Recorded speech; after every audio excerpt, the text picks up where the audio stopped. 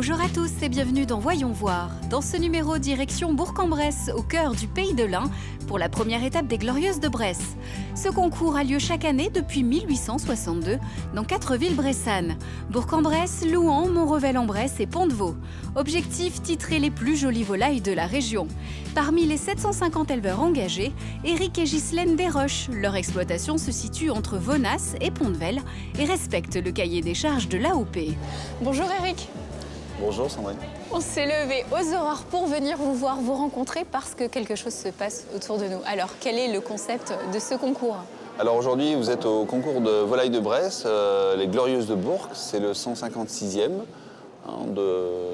par son nom. Et donc en fait là, aujourd'hui, est présentée toutes les volailles des chapons, poulardes, poulets et pintades, oies, qui sont produites dans l'AOP Bresse, donc qui correspond à 3 départements, l'Ain, la Saône-et-Loire et le Jura. Alors un mot sur les stars du jour, quelles sont les volailles qu'on retrouve sur les tables? Aujourd'hui, la star, ça reste le chapon, parce que c'est le summum. Donc il y a le chapon de Bresse, après il y a les poulardes, mais le chapon en lot de 4, c'est le must, parce qu'il faut arriver à avoir 4 volailles identiques, donc c'est pour ça que c'est très important. Alors justement, 4 volailles identiques, c'est-à-dire, est-ce qu'on peut plonger un peu dans les règles de ce concours? Quels sont les enjeux pour vous? Avec quoi est-ce que vous êtes venu et qu'est-ce que vous avez essayé de faire ce matin? Alors aujourd'hui, on a déjà fait une sélection à la ferme, on a présélectionné les volailles qui correspondaient à un critère, qui avait le même poids, la même forme aussi. Et puis après, le jour, quand on est arrivé ce matin, on a déballé. Donc en fait, avant qu'elles soient présentées comme ça à nu, elles sont toilées en fait. D'accord. Donc on les a roulées dans une toile. Et quand on a déballé ce matin, donc on essaie d'avoir une forme sur les 4 qui soit identique, une couleur identique, pas de défaut. C'est un peu démis, voilà. Métier, effectivement, voilà, c'est là où on va voir que... Et après, on a des surprises. Certaines fois, on est déçus parce que des choses qu'on n'avait pas vues quand on les a roulées, qui apparaissent parce que quand on les roule, ça resserre certaines choses, la graisse et des petits pics qu'on revoit. Donc vous en avez certaines de rechange ou pas? Est-ce que c'est là aussi les astuces? Sur un lot de 4, on en essaie d'en mettre un peu plus, parce qu'on se dit, on les présélectionne déjà un peu par la forme le jour, parce que c'est comme les humains, on n'a pas tous le même gabarit. Ouais. Et après, on en amène toujours une ou deux, et puis en plus, quoi. De 5h à 7h, les éleveurs ont démailloté leurs volailles, cousues serrées dans un linge. Cet art du roulage est ancestral et détient peut-être le secret d'une volaille primée. Ils ont aussi placé leurs volailles, ajusté leurs rubans, taillé les plumes et autres petits rites pour gagner. Vous avez à peu près 15 ans de métier dans ce concours. Oui. Qu'est-ce qui fait la différence? Est-ce que vous avez des trucs et astuces quand même? Vous vous rendez Mais compte en fait, avec l'expérience que... On apprend tous les ans en fait, parce que c'est une chose qui est pas... Alors, moi je fais partie d'une famille où il y a d'autres familles ça fait déjà 2-3 générations qui font des concours, donc ils ont plus d'expérience que nous. Nous on est la première génération, donc on apprend tous les ans et puis il faut une année pour se dire l'année prochaine on va faire comme ça, et on note tout, on fait un briefing, il y a des briefings. Pour un éleveur, obtenir une reconnaissance lors de ce concours, qu'est-ce que ça change? Qu'est-ce que ça apporte de plus? Mais déjà, c'est une concrètement? reconnaissance personnelle parce qu'on essaie de faire le maximum. Déjà, quand on les élève, on pense déjà au concours, on dit tiens, on va essayer d'apporter les plus belles. On les élève comme des championnes, voilà. des miss. Et puis après, sur l'abattage, sur le roulage, toutes ces techniques, on essaye d'amener les plus jolies pour pouvoir avoir, pour toute l'équipe, parce qu'on est quand même aussi bien les parents, les amis, les beaux-frères qui viennent nous aider. Et en fait, ça nous donne on a un sentiment de fierté, Voilà. Après le jour du concours, quand les volaillers, notamment les grossistes, les bouchers, recherchent ceux qui ont des prix parce que ça se vend plus facilement et avec un meilleur prix, C'est plus facile à vendre. Merci beaucoup Éric, on se retrouve tout à l'heure pour les délibérations. Merci beaucoup. Merci. Poulet, poularde, dinde et chapon, les 4 volailles de Bresse ont leur marque de noblesse. Pour garantir leur provenance, elles sont baguées indiquant le nom de l'éleveur, un scellé et une étiquette garantissant leur origine. Durant le concours, elles sont toutes anonymes et portent les mêmes logos. Le temps de laisser place au jury, direction la Loire où les gastronomes ont aussi rendez-vous durant les fêtes.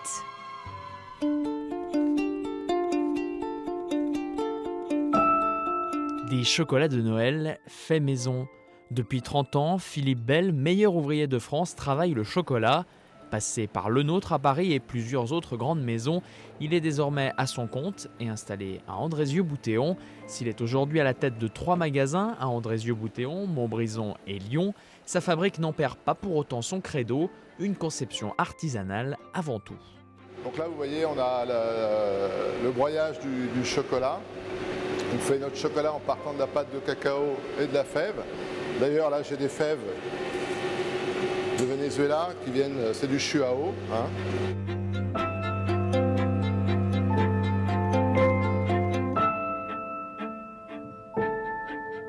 Chaque année, près d'1 tonne de chocolat sort des 400 mètres carrés de l'atelier Belle pour prendre l'avion, direction le Japon.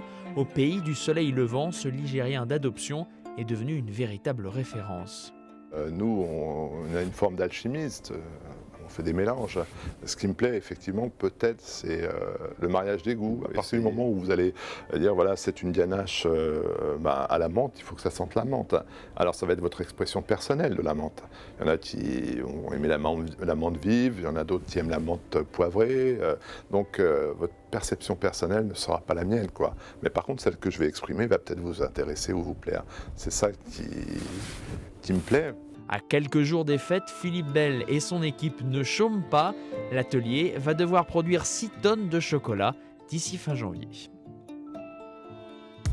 Nous sommes de retour à Bourg-en-Bresse, au programme Les Glorieuses de Bresse. Il est 7 h, les éleveurs ont fini de présenter leurs volailles. Place au jury. Intraitable et expert, le verdict de ces connaisseurs honora des éleveurs qui atteignent l'excellence.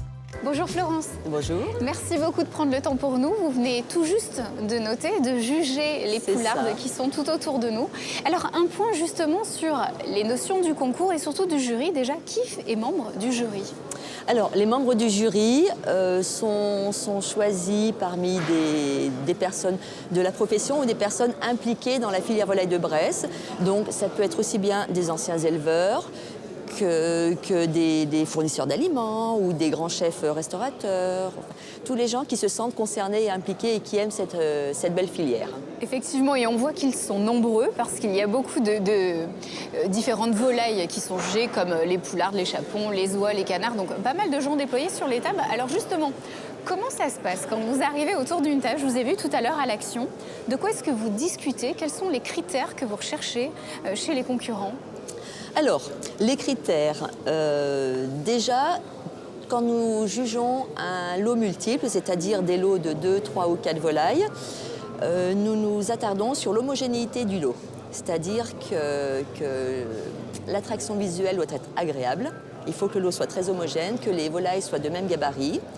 Ensuite, nous regardons d'un peu plus près et nous regardons si ces volailles ont une jolie forme oblongue, en forme de ballon de rugby, si la peau est lisse, claire, si les ailes sont bien collées, si l'engraissement est bien réparti sur tout le corps, si les cloaques à l'arrière, c'est-à-dire le derrière des volailles est bien fermé, que ce soit propre et joli. Alors ça, c'est... Quelle est la part de travail et la part de chance? Parce qu'on se dit, est-ce que l'éleveur a vraiment une action à chaque étape? C'est-à-dire que si les ailes sont grosses ou pas, si l'arrière... Est-ce que c'est vraiment à lui de déterminer tout ça? Ou des fois, il y a une part de chance aussi, on tombe sur une jolie volaille Alors, l'éleveur a sa part à jouer dès le démarrage des poussins. C'est-à-dire qu'il reçoit ses petits poussins un jour et à partir de là, c'est tout son savoir-faire qu'il doit mettre en exergue pour arriver à ce résultat-là. Et effectivement, parfois les conditions ne sont pas favorables au travail de l'éleveur. Nous avons eu cette année, par exemple, des conditions météorologiques qui étaient très très défavorables à l'élevage des volailles. C'est-à-dire que nous voyons que nos poulardes, malgré tout, ont manqué un peu de protéines dans les parcours, que ça a été difficile, qu'elles ont eu du mal à pousser.